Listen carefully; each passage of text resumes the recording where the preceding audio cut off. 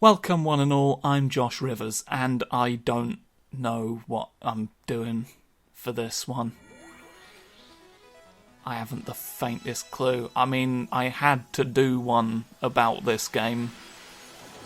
Look at it. I had to. I've had designs on doing a video about Sayonara Wild Hearts since I recorded the last video, since more or less it came out. This was supposed to be timely, if you can believe that. And I've been thinking about what I want to say basically ever since. I've been walking around the countryside that whole time, which should give you an idea of how long ago this was, Jesus Christ, muttering lines to myself, which is the closest thing I ever do to script writing. And just nothing's taken concrete form yet. And the confusing thing about that is all I've really got to do is tell you why I like the game. And you're looking at it right now, you've probably got some guesses. And yet it's really hard to vocalise for some reason. And it's not that I don't know what I want to say technically, it's just... You know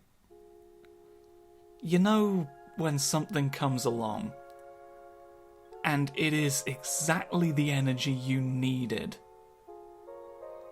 and you realise in that moment just how tired you've been. That's how I feel whenever I come back to this game. I need shit like this in my life for reasons that sap me of the strength to explain them. Which kinda sucks when you're doing critical work. So I've now got to muddle through and produce something relating to this feeling, because it still feels important to do, but I'm so fucking tired, you guys. So I guess it would make sense to start by explaining what the game is. Sayonara Wild Hearts is a rhythm game? I mean, I guess it still falls under that category, but it's a little looser than you'd expect. Not loose as in sloppily designed or anything, but more like...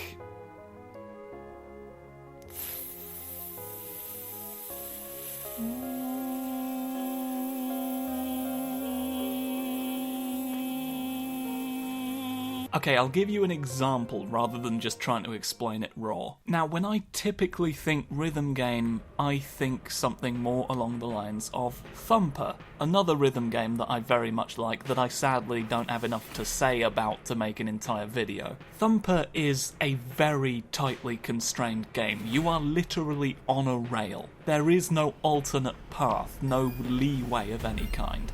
There is a sequence of actions you are supposed to do. No pretense to the contrary. You will do these actions or you will die. Die in this bizarre alien landscape of twisting shapes that spits these obstacles out at you, and you must be prepared to counter all of them.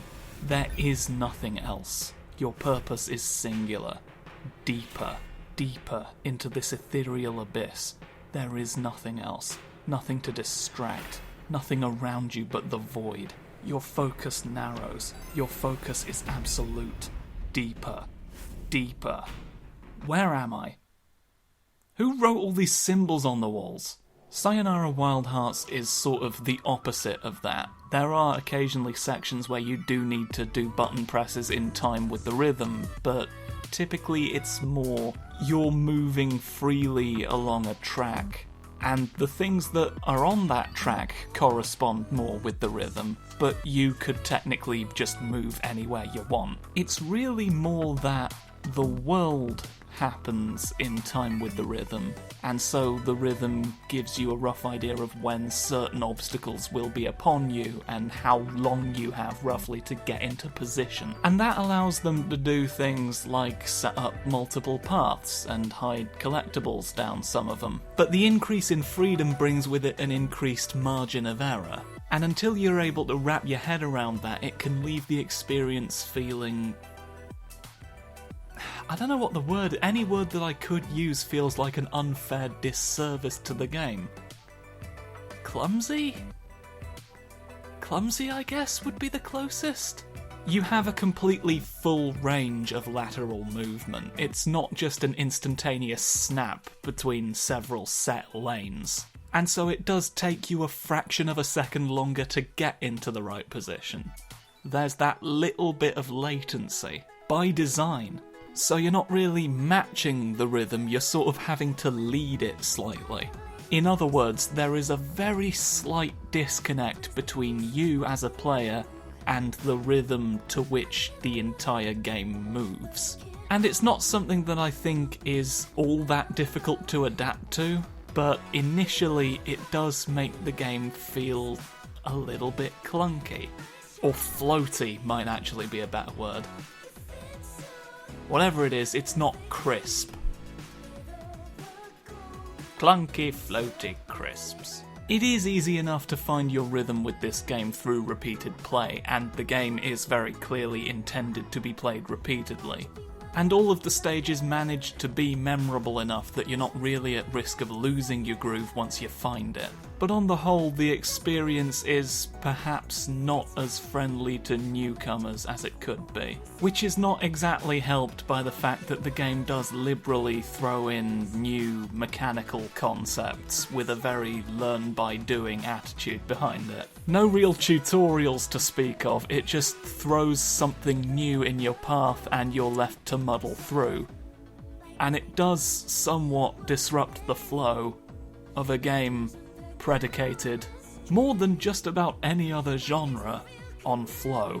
So Sayonara Wild Hearts, in short, is a bit of a confusing game to get into at first, and despite the fact that it is really very excellently designed, it still feels a little bit stumbly and disorganised, and it's a mood.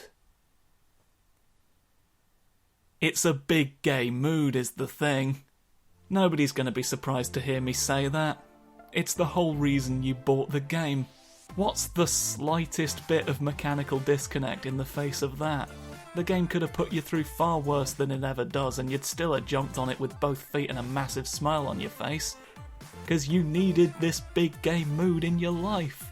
You've already run out of episodes of She-Ra that you haven't watched already. We need this as well. There's so bafflingly little of it out there. And this is possibly the biggest and gayest of moods that I have seen in a video game.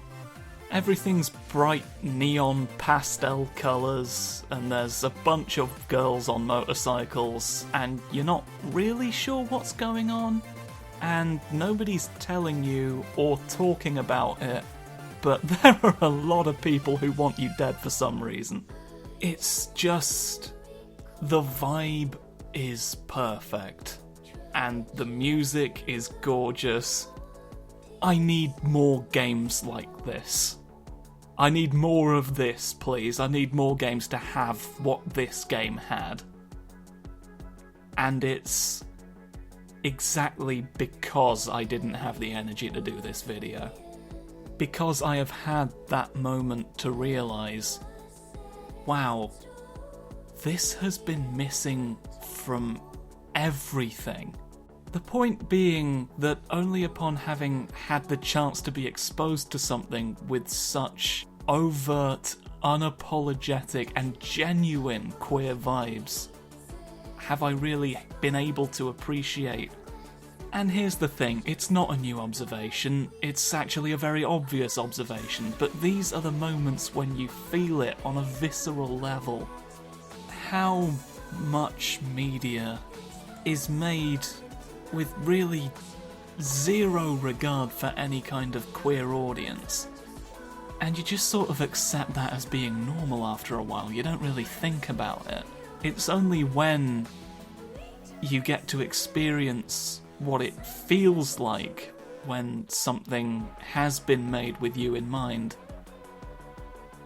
that you really come to realise just how much of the world hasn't been.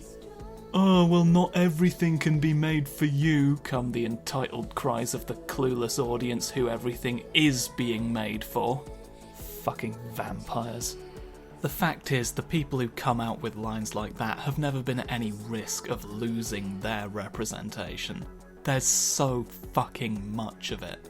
There's virtually none of this. And I always knew that on a factual level, but now I'm really beginning to feel it. Sayonara Wild Hearts has big gay energy, and despite that being probably the most surface level observation you could make about the game, it's also probably the most important, 'cause it's just nice to be seen. For fucking once. And in something with this level of production behind it as well. It's just... If more games like that existed, I might have had the energy to finish that sentence. Aesthetically, mechanically, conceptually, this game is just a pure breath of fresh air. And I think more than anything else, the reason this ended up taking so long is that playing this game made me realise how badly I just needed to let myself breathe. So I'm gonna go do that. Yeah. Sayonara Wild Hearts. Bit late, but I just thought it was worth mentioning.